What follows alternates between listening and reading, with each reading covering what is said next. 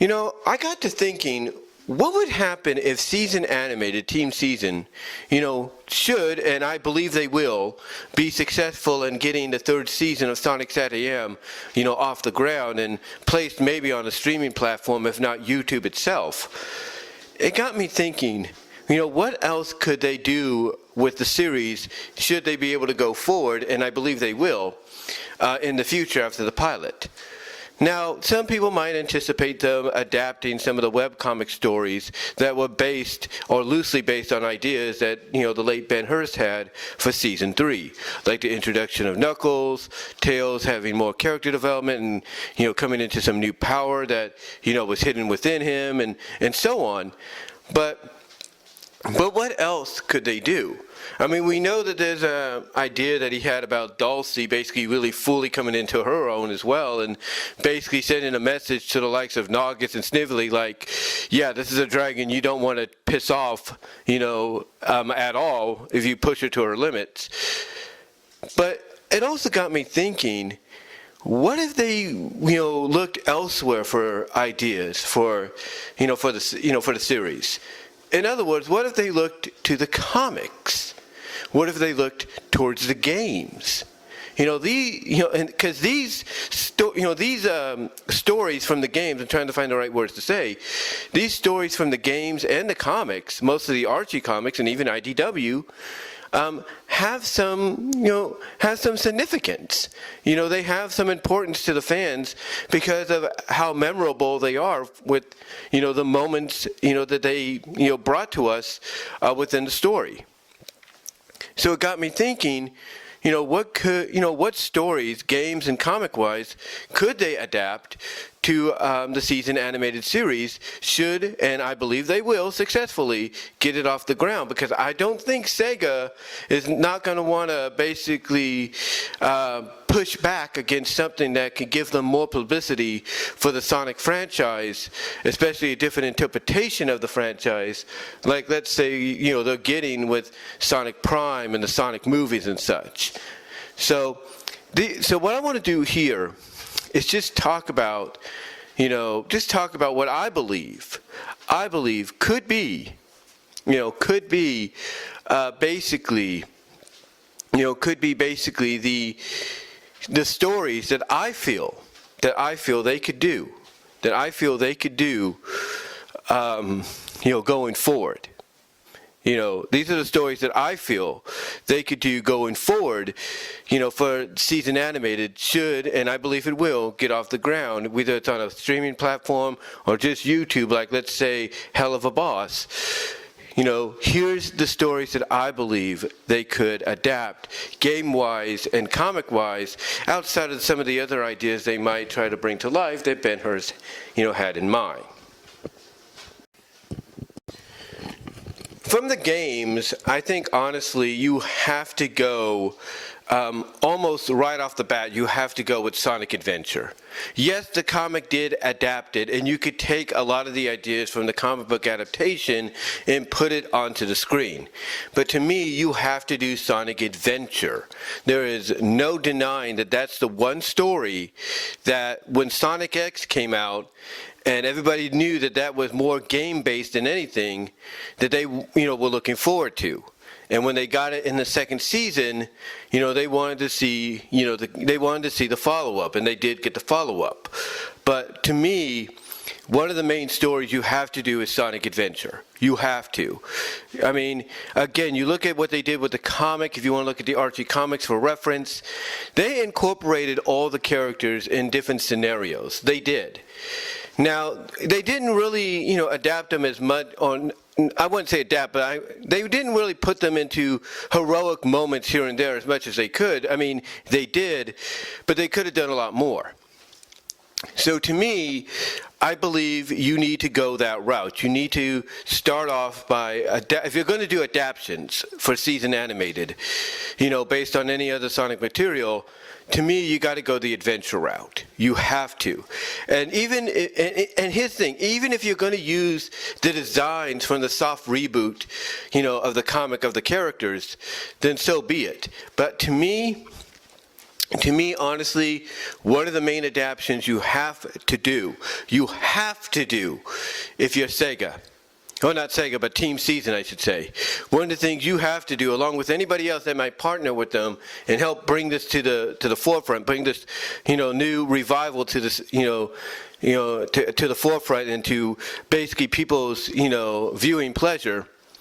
To me, it has to be Sonic Adventure. You cannot, like I said, you cannot do a Sonic series. I mean, they did it with Sonic Prime, I will admit that, and boom, yes, they did. But to me, if you're going to have a series in the vein of Sonic SAT-AM and it's a continuation, then you have to do Sonic Adventure. You have to. To me, there's no other, story adaptation that I think you could start off with or consider as one of the first ones you want to do than that. So to me, Sonic Adventure has to be the first one they consider doing. So, of course, with Sonic Adventure, you also have to adapt Sonic Adventure 2. I mean, it's obvious, it is one story, probably considered one of the greatest, if not the greatest Sonic stories across all Sonic media. I mean, it's a story that's going to get loosely adapted into the third Sonic movie. So to me, if you want to adapt it for the season animated series, once it gets off the ground, and it will, then to me, it has to be one of the first adaptations you do that's on your radar, along with Sonic Adventure. And I know people might say, well, Sonic Adventure 2 didn't come out until almost a decade later. That's true. But I want you to think about along the lines of what's going on with X-Men 97. Yes, X-Men 97 is a period piece, but there are little nuances, little Easter eggs here and there, hints that, it's kind of a hybrid of taking place in the late 90s, but also having a bit of the blend of today, if you know what I mean. So to me, if I'm Team Season Animated, I need to think along those lines. I need to think along those lines of, I'm bringing this show back, continuing it from where it left off for the third season, but I also have to incorporate it into a more modern aesthetic. And to me, the way you do that is not only adapt two of the stories that help really put Sonic back on the map, Adventure and Adventure 2, but you do that by incorporating the characters that, were introduced along with it. Characters like Tikal, characters like Rouge, characters like Shadow, Big, you name it. You introduce them into the SAT-AM universe by adapting these story arcs. And to me, Sonic Adventure 2 would be the best adaptation out, as a follow-up to where you could introduce us to Shadow and Rouge, and how you have them interact with the Freedom Fighters, and Robotnik, Eggman, whatever you're going to go there, Naga, Snively, the way you have them, interact with them, will be, something that will get people, very much intrigued to continue wanting to see more and more and more. So to me, alongside Sonic Adventure, there's no doubt you have to do Sonic Adventure 2.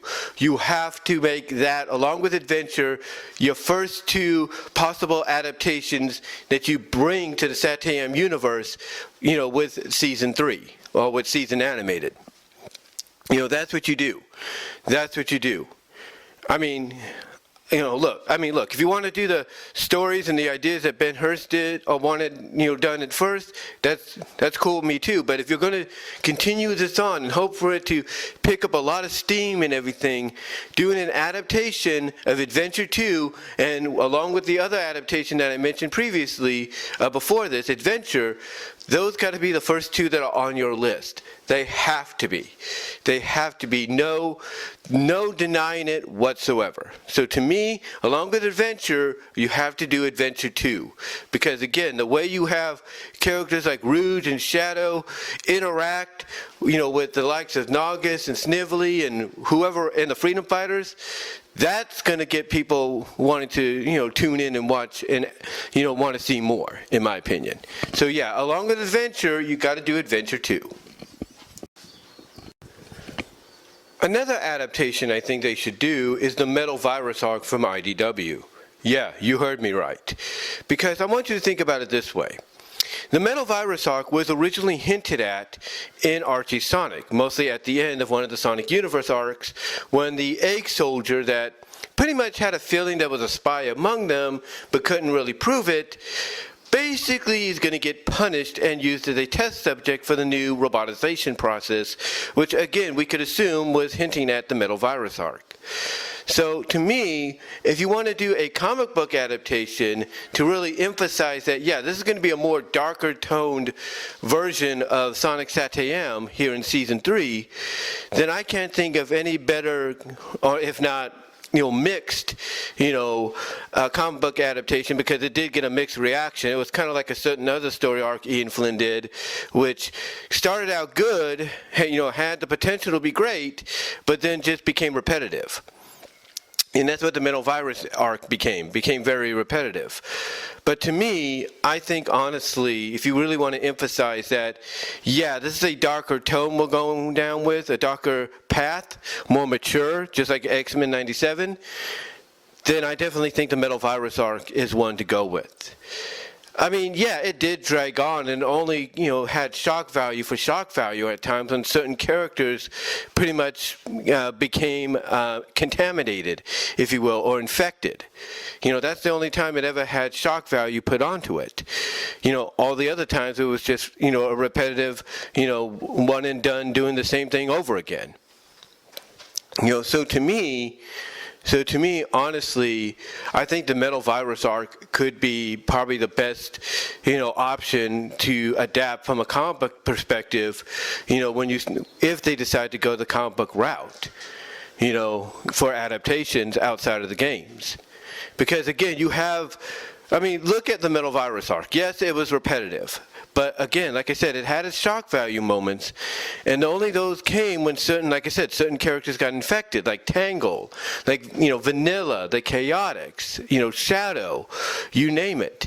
These were characters that basically were virtually untouchable, in the eyes of a lot of folks, because Sega would basically be very protective of the characters. But nowadays, it's like, well, if it's only temporary, we're cool with it. Go ahead and do it. But yeah, even when they got affected, it was for shock value. So imagine doing the metal virus arc in season animated, and you're having characters, just basically temporarily, even for an episode, having characters like Sally, characters like Bunny, characters like Rotor, characters like Tails, being affected, characters like Dulcie, and so on. Imagine how people will react to that, seeing that happen on screen. It could really get them talking like, okay, well, if this person got infected, or this character got infected with the virus, even though they were cured within the episode, who could be next? It'll make you even wonder, would Sonic be next? Would they do what the comic, barely was able to do? Like, they teased it, but they didn't pull the trigger because, of course, Sega wouldn't let it happen. Would they actually go through with it and have Sonic get infected? It would make you curious. So to me, I believe from a comic book, easy for me to say, sorry about that, comic book perspective, I think you got to go with the metal virus arc. I really do. Another comic book adaptation I think they should look into, of course, is Endgame. That's right. Now, I know you're thinking, well, they already had their Endgame with the Doomsday Project saga.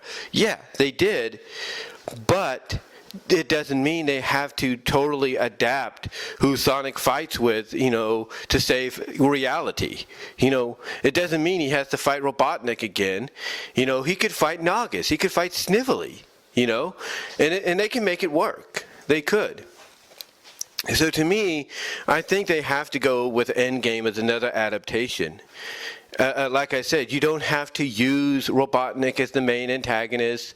In fact, if you want to and you want to get back to the core of what made Satayam cool, you could use Endgame, its adaptation, to set up his return as the main villain. You could do it that way too. So to me, Endgame has to be another one they think of. And when you think about it, when you think about it, you could also use Endgame to possibly introduce a certain skunk boy, but not necessarily give him the name that he's known for. Give him a similar name and kind of make him an OC character, so that you don't have to deal with any legal issues if that's the case. You could do that too. You could also use it to do introductions to new characters like the Down Under Freedom Fighters and such. I mean, we know Ian Flynn in some of the original story arcs for season 2, episode-wise, that is, he was going to introduce other freedom fighter groups for Sally and Sonic, and them to interact with. Like he had plans to do a jungle group of freedom fighters, but we never got that. We never got that because ABC mandated, hey, we need 2 lighthearted, comedic, very Looney Tune-ish episodes of the show. And those, of course, are the Antoine episodes.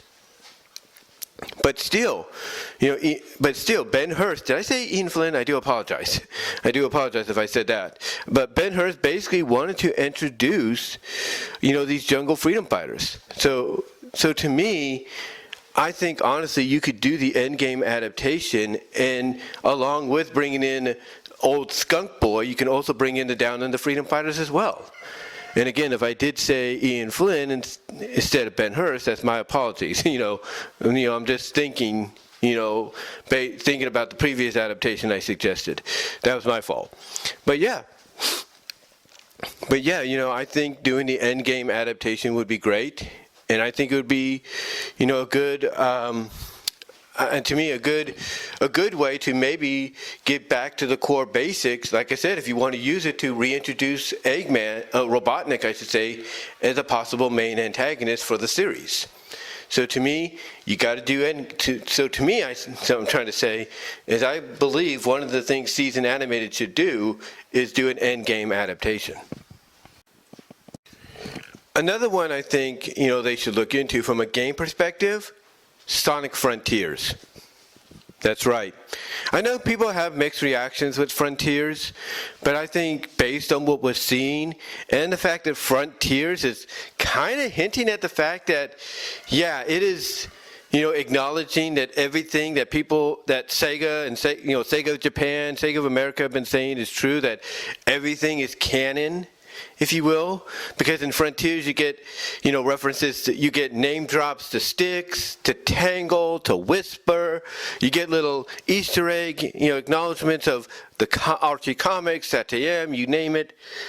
And the way it's written, it feels like it could be something that takes place in SATM, let's be honest. But yeah, to me, the Sonic Frontiers story arc would be great to apt into SATM. It'd be great. And you could replace certain characters with SATM characters.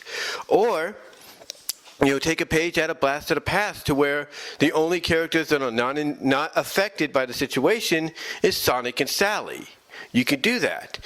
And also, you could use Sonic Frontiers, believe it or not, to introduce the Lynx form, the Lynx form, if you will, the Lynx form, if you will, easy for me to say, of Nicole. You could do that. You could use that to introduce the Lynx form of Nicole to be a counter to Sage.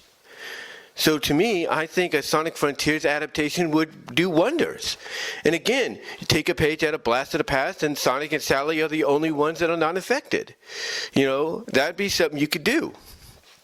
That is something you could do. So to me, definitely a Sonic Frontiers story adaptation for Season Animated, I think would do great viewership numbers, from a YouTube or streaming platform perspective. Because again, you're taking this story arc, whether you like it or you don't, and you're adapting it, for something that, it really wasn't meant to be adapted for, but you're adapting it and making it its own, or making it your own, I should say.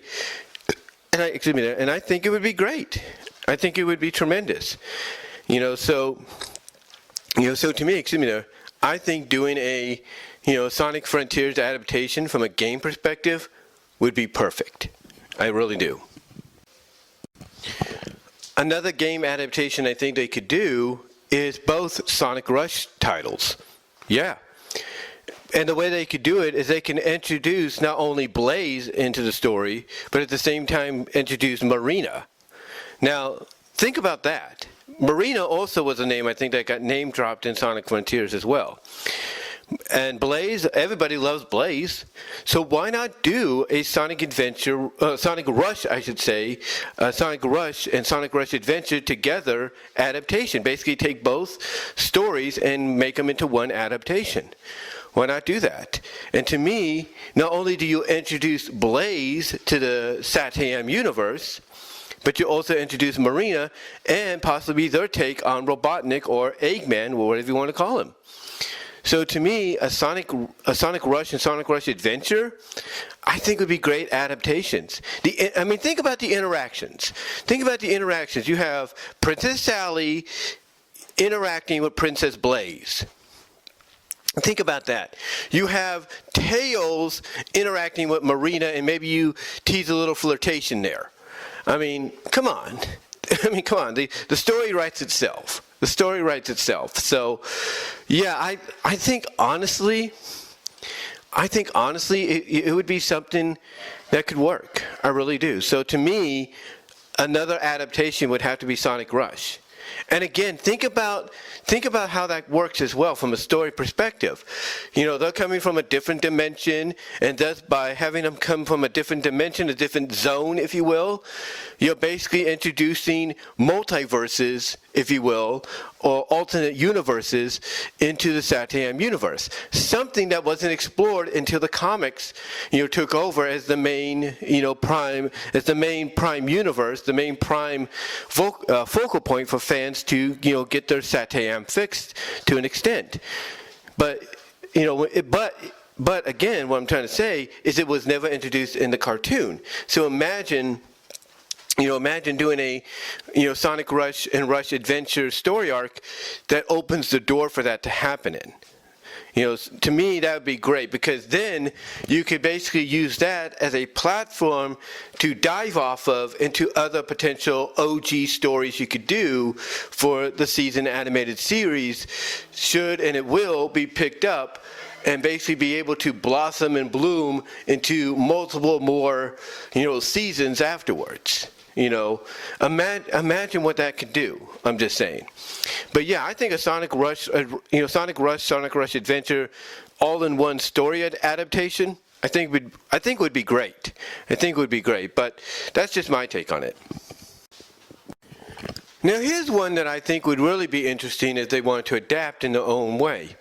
And that is the Princess Sally miniseries. Yes, hear me out. If they want to, and I'm sure they could, because they can make it their own OG story, they could do something very similar to how we built to it. They could do most of the episodes centered around one story, and then maybe they use the last 3, 4, 5 minutes to start building towards the Sally story arc. Go from there, just like in the original Archie books. Start doing that, and guess what? People will actually, I think, get more invested, because they're starting to see, a lot of these episodes, ending with cliffhangers building to something, something else, another story. We kind of saw that with, the ending of Fire Made Flesh on X-Men 97. The ending there is building to Life Death, which is a story arc where Storm gets her powers back and possibly starts a relationship with Forge, the person that gets her powers back for her. So, so to me, I look at the fact that if they wanted to do the Sally adaptation, or an adaptation, I should say, of the Princess Sally miniseries, that, to me, could be one way they do it. They could use certain episodes, even the episodes that adapt other stories, they could use the last 3 to 5 minutes to start building towards the Sally story.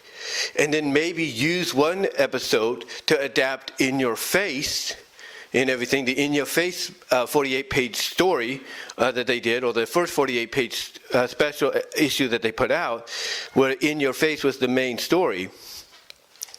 They could do an episode on that and then use the ending of that episode to build to the eventual Princess Sally 3-part miniseries of episodes that they do. Yeah, they could actually do that, and then for the next 3 episodes, they could basically focus those episodes on Sally.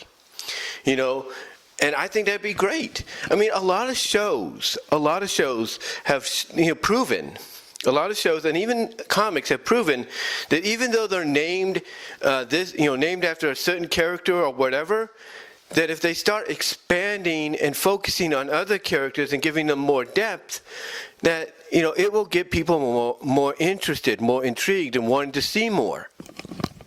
And that's why the Sally miniseries was a hit with a lot of fans, believe it or not. It wasn't it wasn't a bestseller, but it was a hit because it was expanding outside of the established Sonic the Hedgehog universe. So to me, if they were to do that for Princess Sally in season, oh man, I'm telling you right now, people will want to see more. They're going to want to see more story arcs like that in the future. They would. They would love to see more story arcs like that in the future. And I'm not lying about that. I'm not lying about that. And here's the thing: if they want to avoid any legal manners, if you will, they want to take some precautions to avoid any legal accusations. They can make the story their own. They could take elements from the story and make it into their own. So to me, from a comic book standpoint, and the way they could do it, like I mentioned, take the last 3 to 5 minutes of episodes to build towards it, and then do an episode called In Your Face that adapts the In Your Face story, to an extent, and then use the last 3 to 5 minutes to help build to the next 3 episodes, which are going to be Sally focused. I think it would work. And I think, like I said, the fans would like it. I think fans would appreciate that. Again, it could be their own take on it to avoid any legal repercussions, in my opinion. But yeah, to me, an adaptation of the Princess Sally miniseries, gotta go for it. You gotta go for it. And of course, the last one I want to talk about is the Mecha Sally arc. I think the Mecha Sally arc is definitely one you have to go down and explore. You have to, unfortunately. Now, I know people are like, well, nobody really liked the arc. That's true. But like I said with the Mental Virus arc, it started out good, but then it went downhill because it became repetitive, with the exception of a few moments here and there. The Mecha Sally arc started out good as well, had the blueprint to be great, but then it just became repetitive. I feel that if it gets adapted, you won't have to worry about Sally being roboticized for too long. You won't. I think you could look at it like, how do I put this? You could look at it as being the Dark Phoenix story for Sea3on. That's what I think you could look at it as. Yes, Jean died, in the original Dark Phoenix saga in the comics, but in the adaptation she was brought back. In the animated adaptation, that is, she was brought back. So to me, I think they could do the same here. They could have Sally get roboticized and weaponized, but then, you'll have the freedom fighters find a way to bring her back to normal. And again, you don't have to fully adapt it, panel for panel, scene for scene. Just take certain elements and, go with it. Just ride with it. And maybe throw in something here and there, like even though whoever you make as the antagonist that makes her weaponized, like Snively or Naugus or whatever. Even though they try to put like a protection spell or some kind of insulation around the power ring that powers her to prevent her from getting her free will, guess what?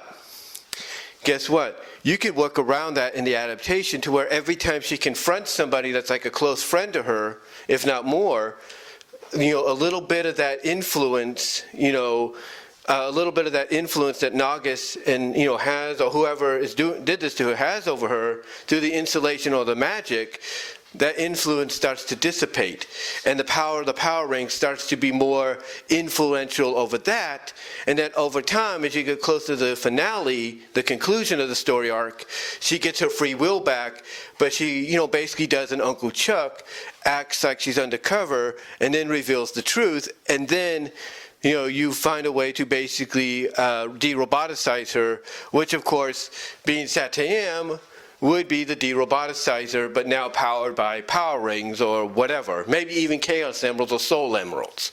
Who knows? But yeah, I think honestly you would have to do it. But I don't think you need to drag it on as long as, Ian Flynn did when he did it. I don't think you have to do that. I think honestly you need to basically, and this is just my opinion, basically have it only run its course for about 5 episodes at least. Make it a 5-parter, have it run its course, and then basically have her get de-roboticized. Either it's through super, Sonic going super and using his power to do it, or using his power to charge up the de-roboticizer and that does it, or it's the Soul Emeralds or Chaos Emeralds, whatever. Just make it happen in a way that basically not only allows her to get de-roboticized, but hey, you also give her new look. Because that was originally what Ian Flynn had planned. He had planned that when she got de-roboticized, originally, according to what he says, she would have had the look she got, in a soft reboot. So to me, that's one way to do it. But yeah, I know people don't want to hear it. But I think honestly, you have to go with the Mecha Sally arc as an adaptation as well, because again, you got to have your dark moments. Endgame could be dark too, don't get me wrong, but to me, you have to go with the Mecha Sally arc as well. But again, don't drag it out as long as what Ian Flynn did, if you know what I mean. But yeah, I think, in closing, as my last suggestion, I think that should be one they should consider. Now, these are just suggestions, and, they don't have to do them, but I believe when Season Animated does get off the ground, and it will, whether it's just a YouTube, show or, it gets picked up by a streaming platform, I believe, honestly, these are just, stories that they could look into to expand on. I mean, can they just focus on what Ben Hurst had originally in mind? Yeah, they could do that. They could just, based, the presentation off all the ideas he had in mind for season 3 and beyond. They can do that.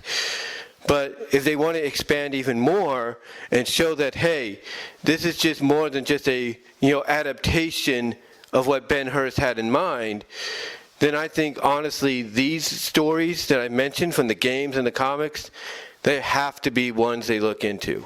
They have to. Because, again, the benefit of being on a platform like YouTube or even a streaming platform like a Netflix or whatever is you could do a lot more. And I think people would appreciate that. You could, because not only could you do a lot more, you could actually expand more. You could actually be more darker, more mature in tone than, the original was allowed to be when it was first on the air back in the 90s. So to me, yes, absolutely. Absolutely. These are the stories they should look into. I mean, I would, if I was on their team, I would look into it as well. I would. But that's just my take on it, guys. What are your thoughts?